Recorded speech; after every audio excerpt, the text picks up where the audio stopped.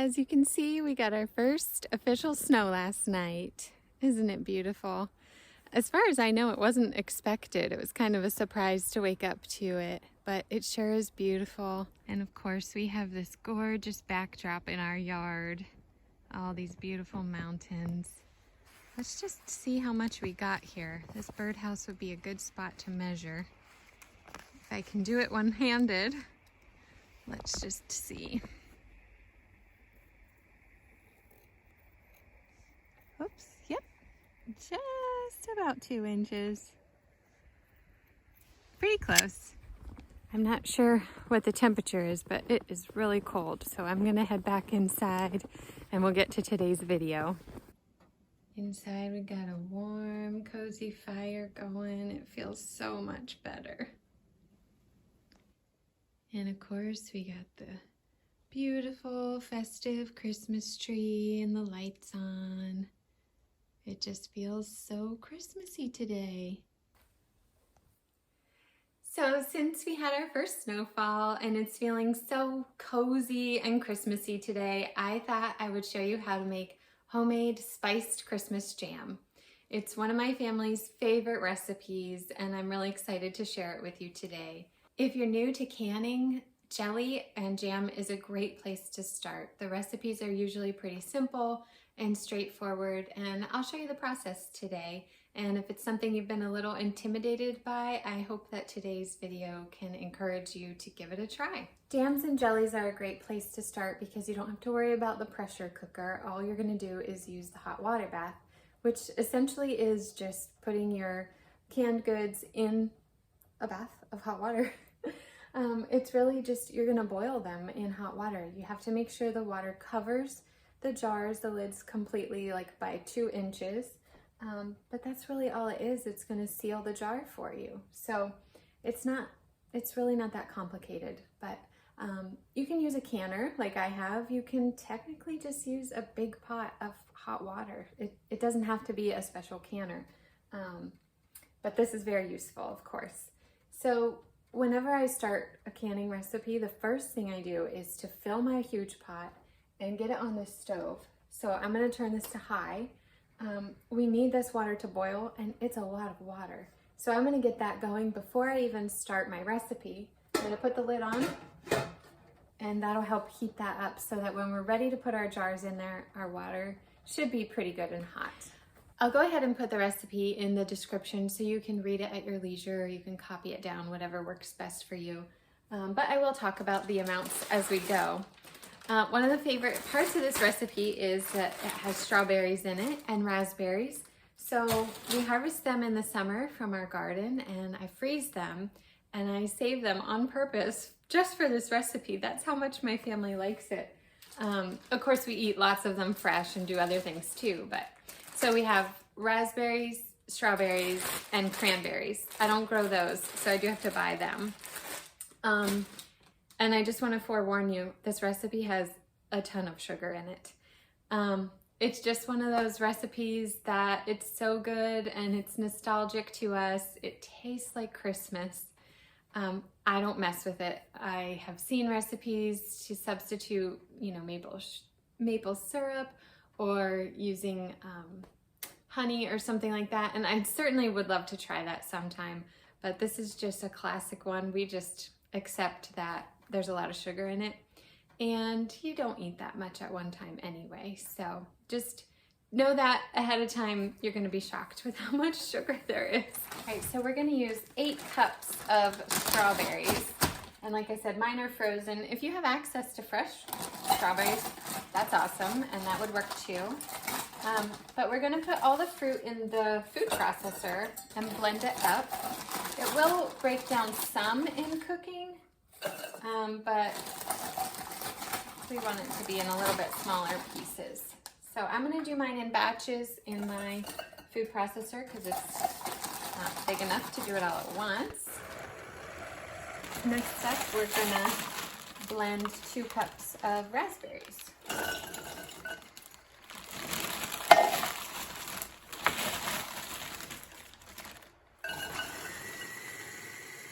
So each time I blend something, then I'm just transferring it over to this pot on the stove. I don't have it on yet. I'm just getting everything blended and put together here. This recipe calls for a pound of cranberries. Unfortunately, I don't think they sell them in pound bags anymore. My bag was only 12 ounces, so I did weigh these, but I'm gonna go ahead and measure them by cups just to give you an idea. But, whoops, you'll probably need more than one bag, unless maybe they sell them by the pound where you are. So it looks like that's 4. Oh, it looks just under, maybe 4 3/4 of a cup. Aren't they beautiful? I love the water is already boiling, so that's great. I've got all of our berries in my pot back here. I'm gonna go ahead and turn it on medium because we do need this to boil as well. And now we're gonna add the sugar. Are you ready for this? This recipe calls for 5 pounds of sugar. 5 pounds, yes. The first time I made it, I thought they must mean 5 cups. No, it's actually 5 pounds. Woo! Standing too close to the steam there. In fact, we can turn that down until we're a little bit closer to ready. So here's another tidbit. Did you notice that they don't sell sugar in 5-pound bags anymore? It's only 4-pound bags. So I went ahead, well, actually, let's just get this in. And I went ahead and weighed out another pound. And I measured that as well for you. It turns out to be just over 2 cups. So if you get a 4-pound bag, and then I would do just heaping 2 cups, okay? Which I weighed it, and it's just in this bowl. So it is a lot, it's a ton of sugar, but my encouragement would be that this makes a lot. I didn't mention that. This is a huge jelly recipe, jam recipe. Do you know the difference between jam and jelly? Jelly is, there's no bits of fruit, it's just the juice that you use, and jam is the chunks. So we blended it up and it'll be kind of chunky. That's considered jam. Now you know the difference. All right, next we're gonna add in our spices. So it's 1 teaspoon of cinnamon.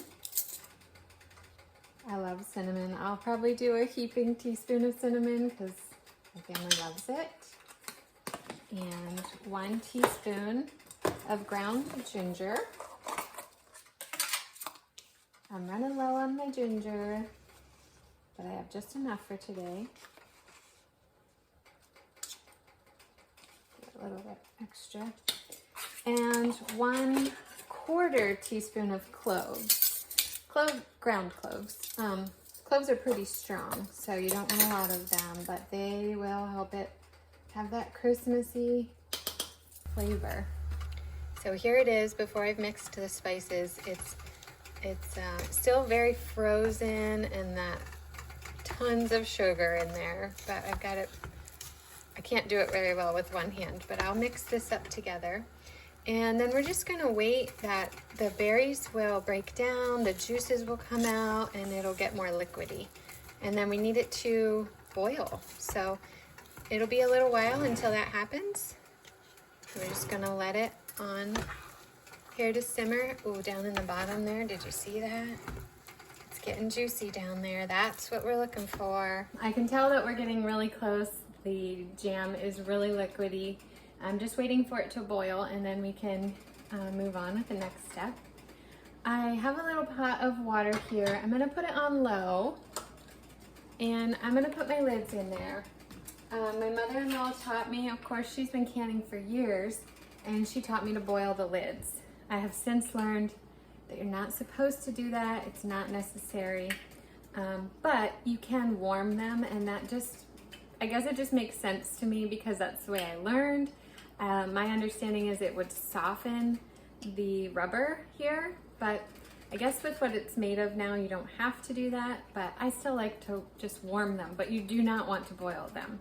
That can apparently break down the rubber and then you won't get a good seal. But here's a tip that is still true. Instead of just throwing all of your jars, or excuse me, all of your lids in the pot, My mother-in-law taught me to put them back to back. So rubber to rubber, and then the tops of the lid to the tops of the lid, and then back and forth, back and forth. And the idea is that when you go to pull it out and it's hot, I guess it shouldn't be too hot now that we're not boiling, but they won't get stuck together, because what happens is if you put them the same way, water gets in there and it totally suctions them together, and it's really hard to get them apart. And it is sort of a fast process. We're supposed to move fairly quickly here to keep things hot and sterile.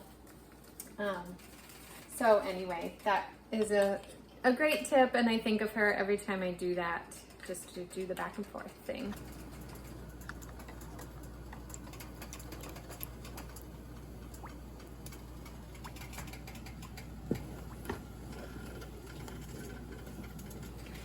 I'll just talk briefly about some of the supplies that you need while I'm waiting for that to boil. Of course, you're gonna need jars and the lids, which you already saw. You also need the screw-on rings that'll hold the lid on there. And when you clamp it down, you wanna do it pretty firmly, not like power hungry, really, really tight, but not loose enough that things would boil out. So a good, firm, tight lid. Let's see, this is, I actually don't know the name of this. I guess it's just a funnel, a canning funnel. That sounds right. This is really useful for filling the jars. And it's super important that you don't get, well, you can get stuff on the rims of the jar, but you have to clean it off or it won't seal properly.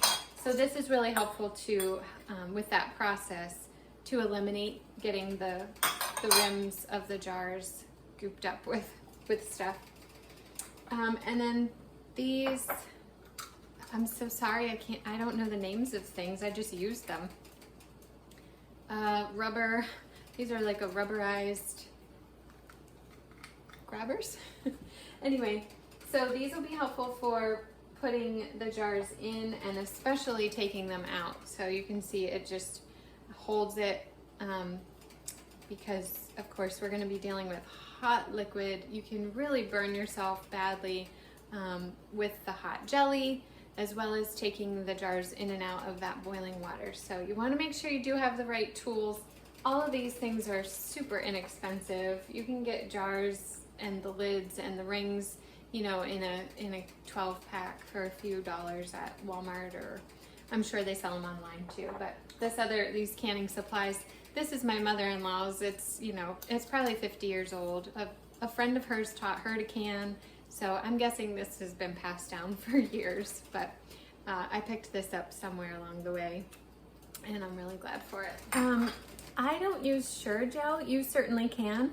I shop at a local Amish store where they have all kinds of canning products and things for sale, and they sell this Dutch gel in bulk, and it's just a lot cheaper, so I've come to use that instead of Sure Gel. For this recipe, you need 2 packages of Sure Gel, and I just got on the Dutch Gel website and learned that that's 6 tablespoons. I just wrote it on the back of the bag, so I know each time. 6 tablespoons is 1 package of pectin. And so, yep, I think we're boiling. So we're gonna go ahead, because it's 2 packages, so I'm gonna add 12 tablespoons of pectin to our jelly. So you can see that it's coming to a good rolling boil. We're supposed to boil for 1 minute and then add the pectin.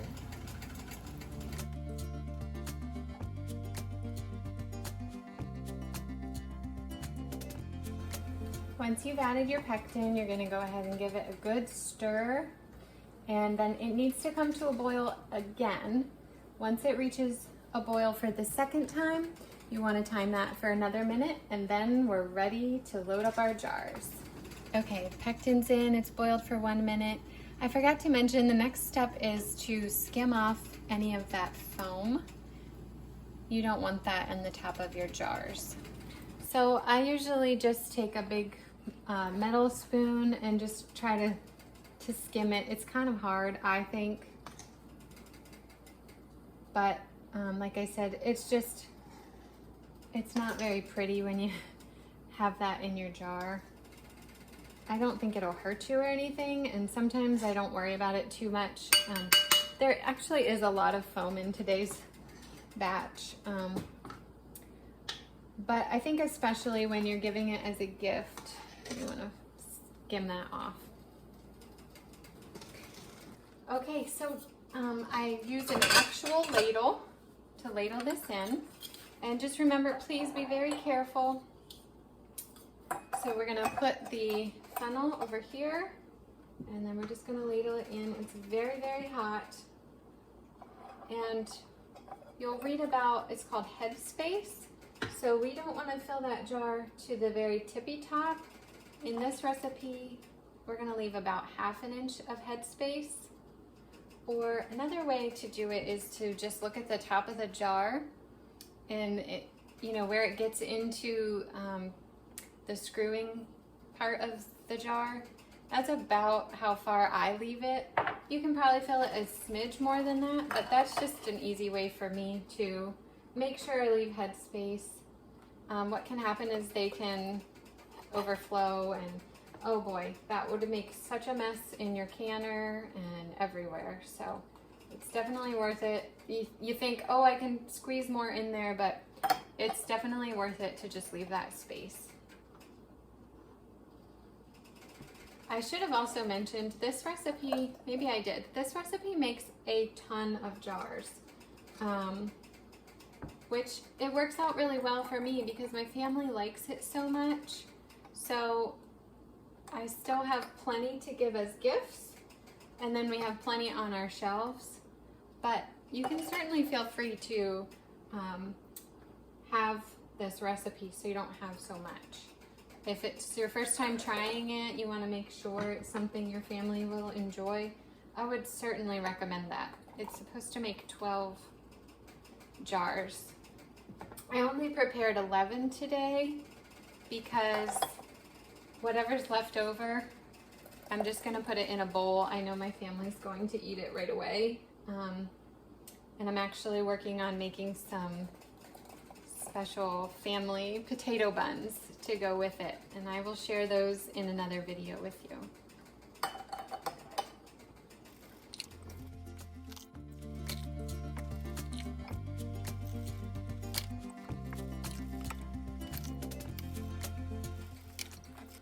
Okay, we've got our jars filled. Remember to leave that headspace, and then I just like to take a clean, damp rag and wipe it all off. And like I said, you are supposed to kind of move quickly. We want this to stay hot so that when we put it in the boiling water, it's still good and hot. If you have any jelly on the outside of your jar, try to get that off too.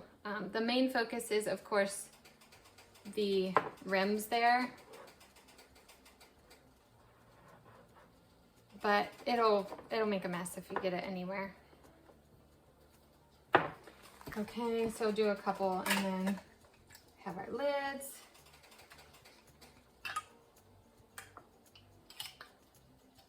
It's really great. I remember when my mother-in-law and I used to do this together, and it was like tag team, and we would just move so fast. It's really nice to have two people. And remember, the jars are hot. I'm doing this, but it's hurting a little bit, so be careful. Tighten them all up here. Woo, that one's really hot.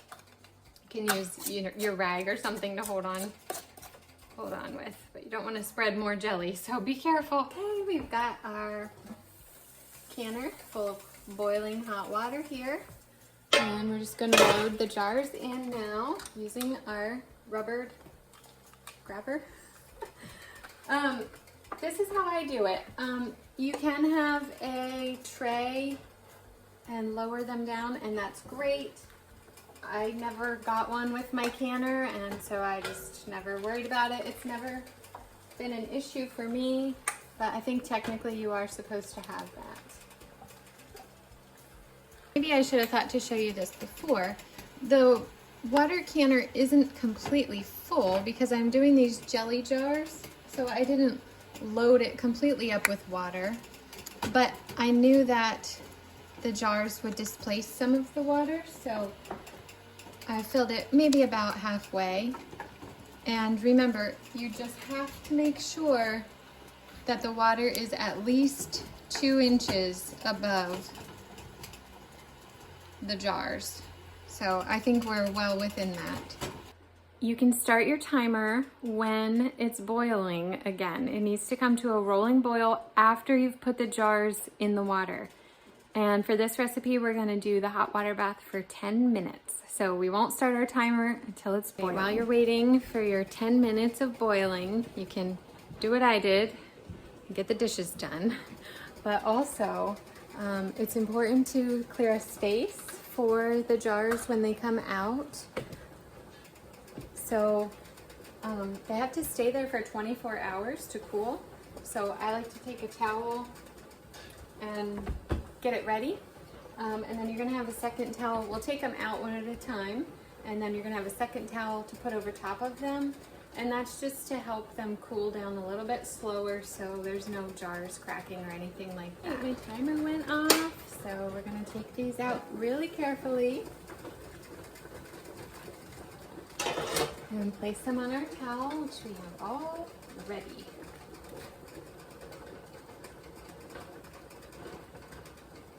I just tip it ever so slightly to get the water that's sitting on it off. And when you place them on the towel, I kind of put them close together. Again, that's just another way, not like touching, but near each other. That's just another way for them to cool down slowly.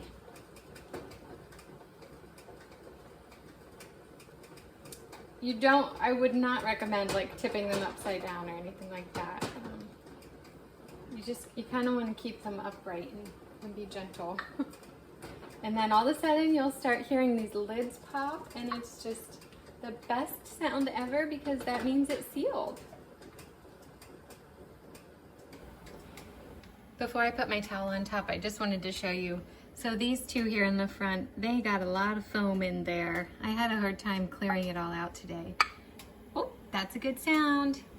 But the ones there in the back, you can see they're a lot prettier. They don't have as much foam. So those will be the ones I give as gifts. Well, thanks so much for joining me in the kitchen today. I hope you enjoyed the process of making spiced Christmas jam with me, and I hope you'll give it a try. If you're new to canning, it's certainly an easy one to try it on. And even if you've been canning for years, it's still a delicious recipe that you can share with friends and family. I know my kids are going to be so excited when they get home from school today and they get a warm, fresh potato bun slathered with some butter and Christmas jam. It's going to be a great after-school snack for them. But I'm going to head in the living room and put my feet up. I'm a little bit tired from canning here and doing dishes in the kitchen, so I hope to see you soon, and I hope you have a great day. There you go, son. Looks good. Enjoy. That's his favorite. Oh my goodness. Look at all this foam I got. It was a really foamy batch. I hate to waste it. I wonder what I could do with it.